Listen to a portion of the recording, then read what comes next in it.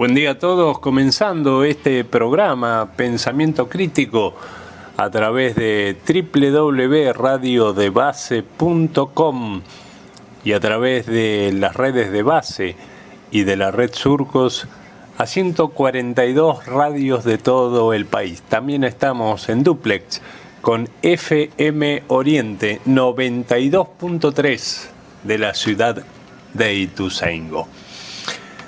Hoy, ante los distintos anuncios de la apertura de sesiones en los consejos deliberantes y realmente sorprendidos, una vez más, de los discursos de apertura de algunos de esos intendentes.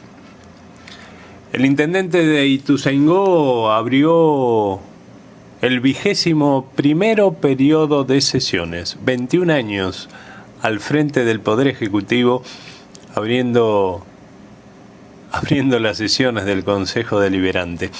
Y es gracioso, como casi todos los años, escuchar al intendente Alberto Descalzo. Está diciendo por allí casi como una demanda del hospital que está todavía cerrado en la ciudad de Ituzaingó. Siempre recuerdo que cubriendo hace 2 años la campaña política hizo presencia en Ituzaingó quien era en ese momento candidato a gobernador por el Frente Renovador, quien fuera diputado nacional y quien también ejerció en algún momento la gobernación de la provincia de Buenos Aires. Me estoy refiriendo a Felipe Solá.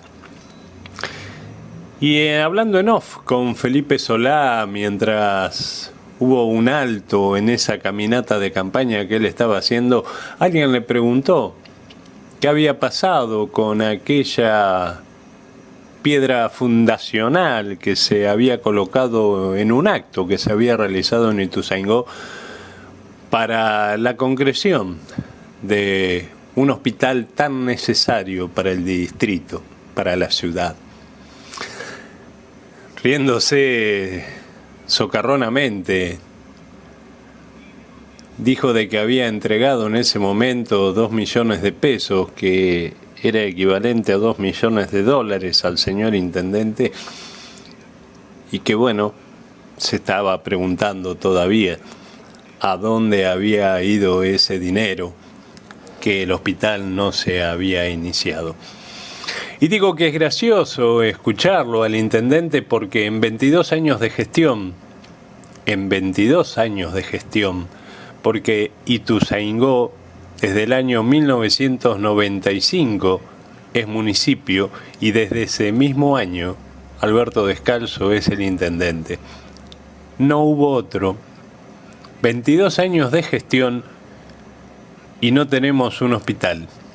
Evidentemente, la gestión del intendente, al menos entre otros temas, el poder tener un hospital para cerca de los 200.000 ciudadanos que vivimos en Ituzaingó, ha sido ineficiente.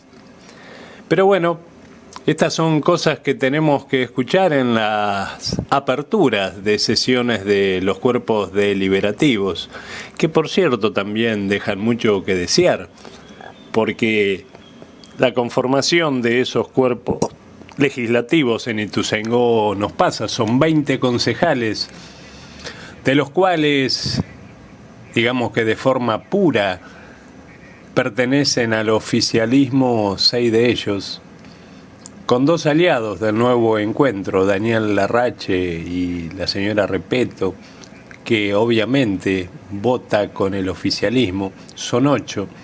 Y sin embargo, el presidente del cuerpo es un hombre del Frente para la Victoria, que a la vez es hijo del actual intendente, Pablo Descalzo. O yo no entiendo mucho de matemática, o los 12 concejales que pertenecen a la oposición han equivocado el voto, porque la lógica sería que teniendo un cuerpo donde la mayoría es la oposición, fuera presidido por uno de ellos. Pero estas son las cosas que tiene el municipio de Ituzaingó. En el medio de una profunda protesta y lógica y justa protesta de los docentes, hoy se cumplen 10 años del asesinato de Carlos Fuentealba. Y nosotros queremos compartir con ustedes una carta que escribió Sandra Rodríguez, la compañera, la pareja de Carlos Fuentealba, y que fue publicada en La Garganta Poderosa. El título es El Maestro del Pueblo, y escribe Sandra: ¿cómo no recordarlo hoy y cada día? Si para representar al amor no me dibujaba un corazón, sino una gota de agua. Técnico químico afirmaba que ahí, en el agua, estaba el principio de todo. Imposible olvidarlo. Al obrero de la construcción, al empleado del supermercados, al gran padre que fue, o al hombre que encontró una herramienta ideológica y práctica en la docencia, abrazando la historia de Paulo Freire y su lucha por los oprimidos. Muchos decían que era tímido, pero sus afectos sabemos que no. Donde estaba se hacía escuchar, tal como ocurrió en su última asamblea, cuando se votó ir a la manifestación en Arroyito. Sosvich está buscando un muerto, me dijo. Y sí, el muerto fue él. Cuando me tocó despedirlo, le pedí perdón. Pero no solo de mi parte, sino de toda la humanidad, porque fue un atentado contra el pueblo. Su batalla por encontrar justicia trascendió las fronteras de Neuquén, aunque al Poder Judicial no le haya interesado y el Ministerio Público Fiscal neuquino nunca nos haya representado para hacer valer el derecho a la verdad. Incluso desde el Estado provincial tampoco se preocuparon por mi familia ni por los tratamientos psicológicos que pudimos necesitar. Lamentablemente se buscó el momento más propicio para que este crimen quedara impune. Antes de cumplirse el primer aniversario del gobierno de Macri, amigo del ex gobernador Sosvich, se decidió que la causa Fuentealba II prescribiera por el vencimiento de plazos. Y por eso, tras el desenlace adverso en el juicio, cuando se juzgó a los responsables políticos, presentamos nuestra queja ante la Corte Suprema de la Nación. No obstante, al día de hoy, no tenemos la garantía de que el policía José Darío Poblete esté detrás de las rejas, puesto que ya lo hemos visto paseando en 2012 con el aval de la justicia. Por supuesto, Poblete no ha sido el único autor del homicidio. Hubo un operativo planificado con 6 grupos de policías especiales y 3 olas de represión, ordenado por los altos jefes de las fuerzas que respondían al entonces gobernador. Y Sosvich, una bestia como él, jamás será un muerto político. Aunque ya no camine libremente, sí lo hacen sus discípulos, aliados y cómplices. Ahí radica la oscura herencia. A ese poder en las sombras lo enfrentamos con el legado pedagógico de Carlos, sosteniendo su recuerdo en las escuelas como maestro del pueblo. Desde las zonas suburbanas de Neuquén, al igual que lo hacen los maestros villeros, trabajó en condiciones vulnerables, con mucha fortaleza ante las situaciones de marginalidad, de discriminación, de altísima necesidad. Por eso valoro tanto la tarea de La Poderosa en su defensa cotidiana de la cultura popular, y por eso también celebro que hoy vayan a ser oradores del acto central en su memoria.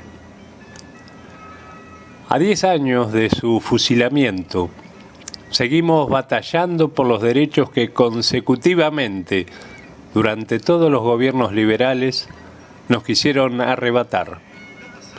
El acceso a la educación pública, a la igualdad de oportunidades, al salario digno y el valor de la tarea docente.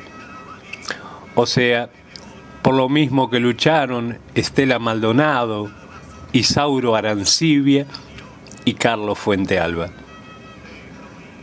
La democracia tiene una deuda muy fuerte con mi familia y cuando gritamos nunca más, ese ruego aparece atravesado por la profunda urgencia de saber que nadie deberá pasar nuevamente por todo esto. Frente a semejante realidad, no queda otra que resistir en las calles, porque es nuestro futuro el que está en juego y sí, lo digo justo yo, la esposa de un hombre que no fue a dar la vida aquel 4 de abril de 2007 porque la daba en el aula todos los días. Quisiera que lo recuerden por la adoración de sus hijas y el orgullo de sus alumnos. Y quisiera que haya justicia completa por mi compañero, el amor de mi vida. Esta es una carta que publica La Garganta Poderosa, escrita por Sandra Rodríguez, la compañera de Carlos Fuentealba, hoy, 4 de abril, a 10 años del asesinato de este maestro.